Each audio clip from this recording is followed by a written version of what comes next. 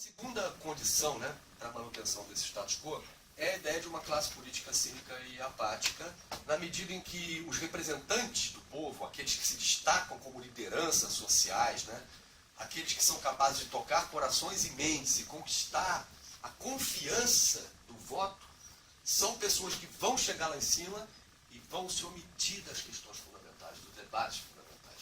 Vai ser um encontro onde apenas o superficial, né, apenas o particular vai ser discutido. As pessoas não vão se remeter a questões mais fundamentais para trazer novamente à tona outras perspectivas, outras possibilidades de solução.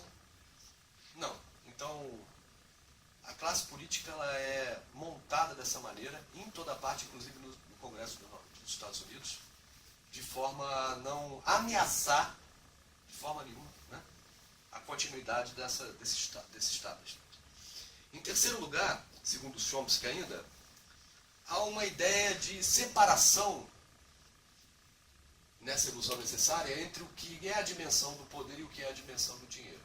Quer dizer, para o Chomsky, o mundo econômico, ele parece ser governado por leis de mercado imutáveis, que não, onde a economia de trocas deve agir livremente, que a concorrência é perfeita, etc, etc, etc. Mas existe uma dimensão, que é a dimensão do poder, onde as alianças políticas e as concertações políticas apontam claramente para a interveniência de uma realidade na direção oposta. Então se subtraem direitos do trabalhador, se subtraem direitos dos aposentados e dos velhos, né, ao invés de se adicionar. Em contrapartida, você dá aumento para minorias prósperas, salariais, e também desonera o lucro das empresas, né? E, portanto, aí permite uma acumulação maior. O neoliberalismo ele vende isso, né, segundo Chomsky, a partir de uma promessa que nunca se realiza. Então, a tarefa da mídia de massas ela é um desafio quase que inalcançável. Ela tem que manter a ilusão necessária a despeito do aprofundamento das contradições. E existem determinados momentos em que a casa cai. Quando remonta isso? Segundo Chomsky, isso remonta à Primeira Guerra Mundial. Nos Estados Unidos essa coisa acontece, esse encaixe acontece, logo durante a Primeira Guerra Mundial, no debate se os Estados Unidos deveriam ou não participar de uma guerra que não era deles. E claramente o interesse das grandes empresas era entrar na guerra. Enquanto que, inclusive acertadamente, enquanto que o interesse da maioria do povo norte-americano era uma tendência pacifista. Eles não tinham a menor intenção em entrar numa luta que fosse fora do seu continente, que já estava ceifando a vida de muitas pessoas.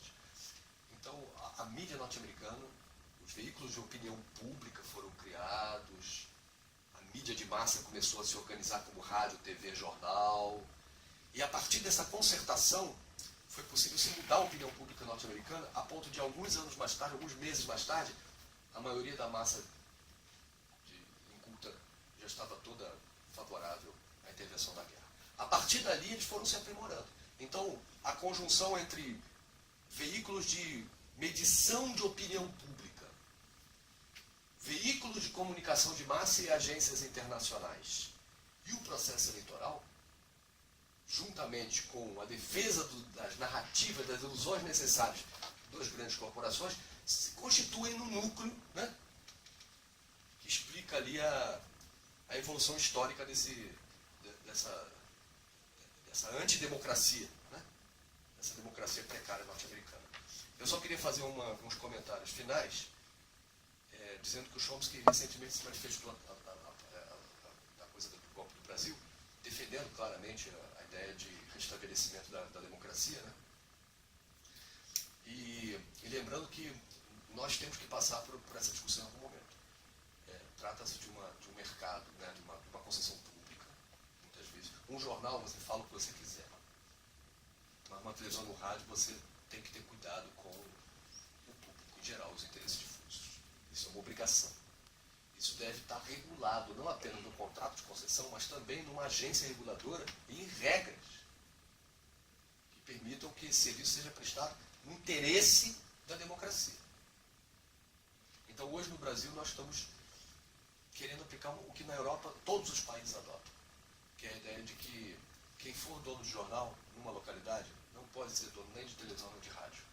Se você é dono de televisão numa localidade, você não pode ter jornal nem rádio circulando. Se você tiver uma rádio, você não pode ter nem jornal nem televisão. Isso evita, com esse controle cruzado, que nós tenhamos um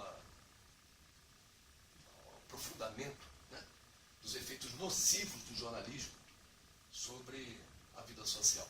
Eu acho que nós temos inúmeros pontos positivos, né? A sociedade hoje é uma sociedade muito bem informada, as pessoas tomam decisões com muito mais rapidez e tudo demais. Tem muito mais entretenimento, né? E tudo demais. Tem muito mais acesso às novidades tecnológicas no consumo e tudo demais. Não estou dizendo que não. Mas aqui a gente tem que ter uma preocupação do seu papel social, da maneira como isso se encaixa dentro de um jogo de organizações onde o Estado Nacional do governo tem que ser uma espécie de uma envoltória. A gente tem que ver a partir disso o que é melhor para nós, para a nossa democracia, se a gente quiser construir um país do futuro. Senão o que a gente vai fazer é estar ajudando a reforçar aqui dentro, de uma maneira nem tão honrosa para as nossas elites, um modelo que tem favorecido muita desigualdade. Né? Então, eu queria agradecer a vocês aí. Acho que é mais ou menos isso que eu